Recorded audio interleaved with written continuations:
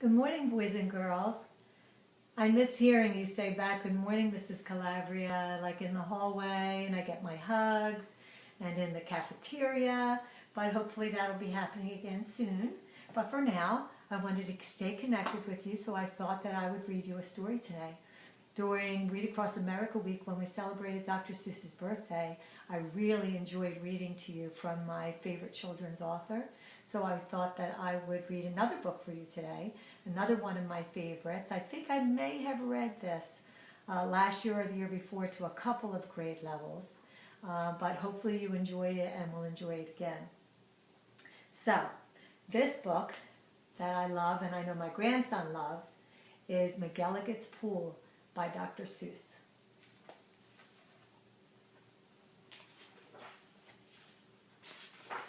Oh, forgot my glasses.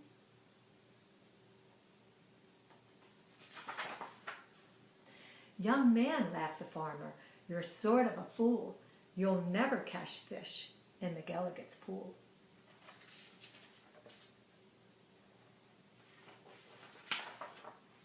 The pool is too small, and you might as well know it. When people have junk, here's the place that they throw it. You might catch a boot, or you might catch a can. You might catch a bottle, but listen, young man, if you sat 50 years with your worms and your wishes, you'd grow a long beard long before you'd catch fishes.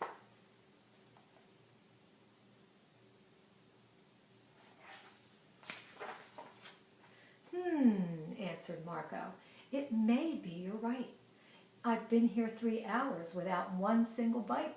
There might be no fish, but again, well, there might. 'Cause you never can tell what goes on down below. This pool might be bigger than you or I know."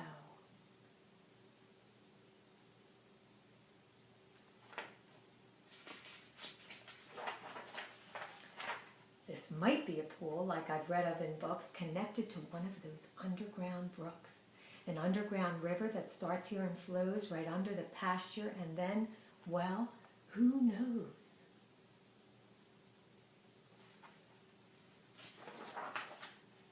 It might go along down where no one can see, right under State Highway 203, right under the wagons, right under the toes of Mrs. Umbroso, who's hanging up clothes. It might keep on flowing, perhaps, who can tell, right under the people in Smeaton's Hotel, right under the grass where they're playing croquet, then under the mountains, then far, far away.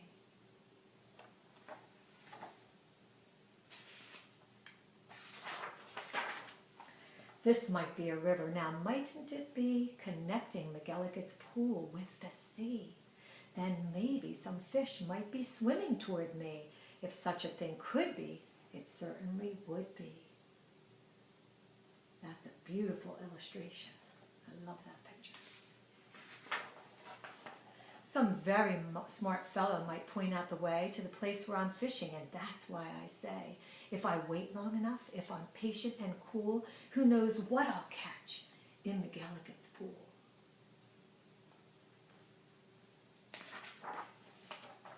I might catch a thin fish, I might catch a stout fish.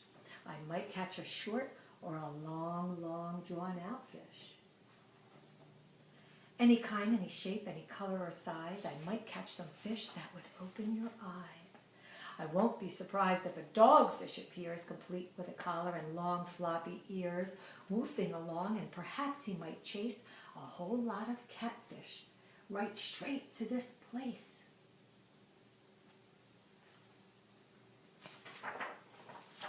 I might catch a fish with a pinwheel-like tail. I might catch a fish who has fins like a sail.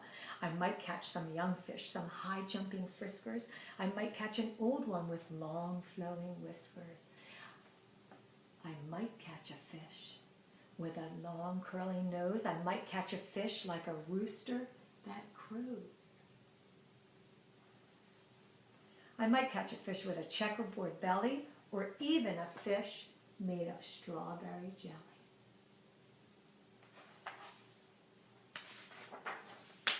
I might catch a seahorse, now mightn't I now? I might catch a fish who is partly a cow.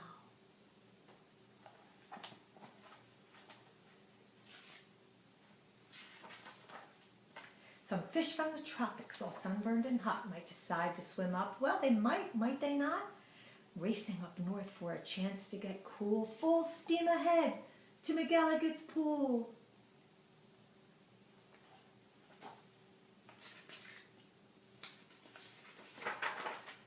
Some Eskimo fish from beyond Hudson Bay might decide to swim down, might be headed this way. It's a pretty long trip, but they might and they may.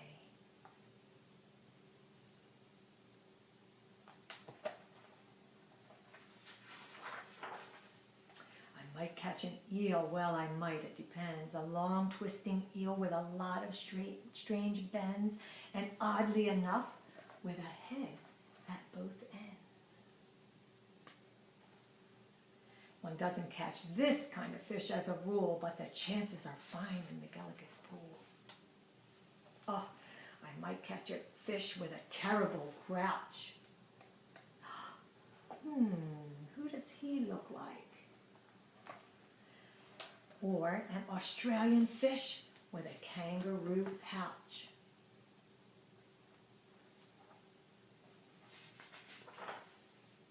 Who wants to catch small ones like mackerel or trout? Say, I'll catch a sawfish with such a long snout that he needs an assistant to help him about.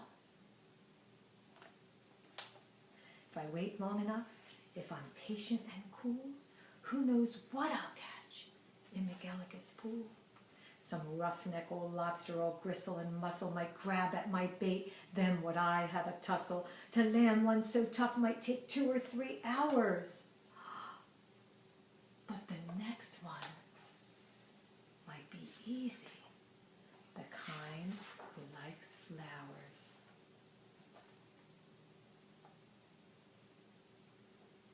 That's my favorite one. I might catch some sort of a fast-moving bloke who zips through the waves with an overarm stroke. I might and I may, and that's really no joke.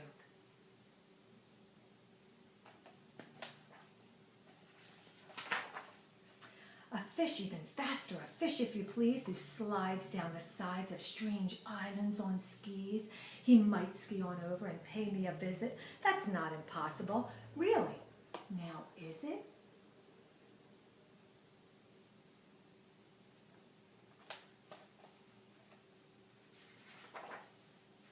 Some circus fish, fish from an acrobat school, might stage a big show in McElligot's pool.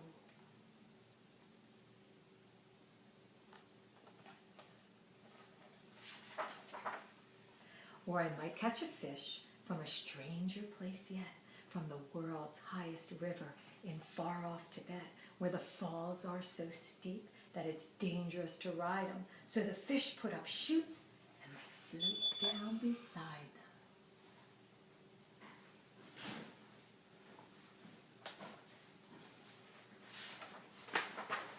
From the world's deepest ocean, from way down below, from down in the muck where the deep divers go, from down in the mire and the muck and the murk, I might catch some fish who are all going lurk.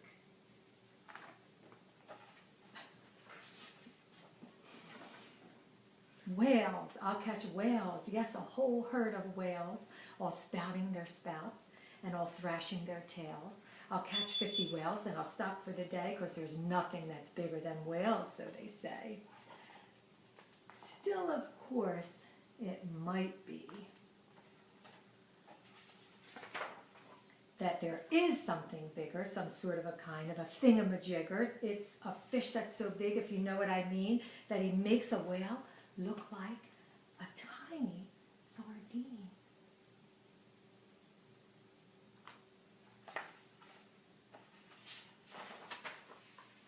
Oh, the sea is so full of a number of fish. If a fellow is patient, he might get his wish. Look at all those fish. They're so beautiful. And that's why I think that I'm not such a fool when I sit here and fish in McElligot's pool. I hope, boys and girls, that you enjoy that as much as I do and my grandson does. I remember I showed you a picture. I'm going to see if I could find it. That I think it looks like somebody might remember. Look at this picture. Who does that remind you of? I think it kind of looks like the Grinch. I think you're right. Isn't that interesting? And actually, there are some other pictures here that remind me of another Dr. Seuss book. If you look at this page and you see all the different kinds of fish, all different sizes and doing all different things, that's kind of a little bit like one fish, two fish, red fish, blue fish. So, I'm wondering, which book did Dr. Seuss write first? Did he write McElligot's Pool first? Or did he write one fish, two fish, red fish, blue fish, or the Grinch? I'm not sure, so that's something I want you to do, boys and girls.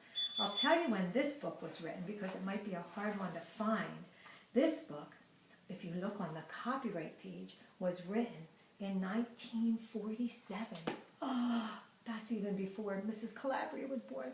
So, I want you to look up when was one fish, two fish, red fish, blue fish written, and see if you can find when How the Grinch Stole Christmas. When was that book written? And if you want, your parents could even help you to email me the answer. And my email is just ecalabria@belmoreschools.org. And I would love to hear if you found those answers and if you could tell me if those books are written first or if this book is written first. Okay, I hope you enjoyed the book today.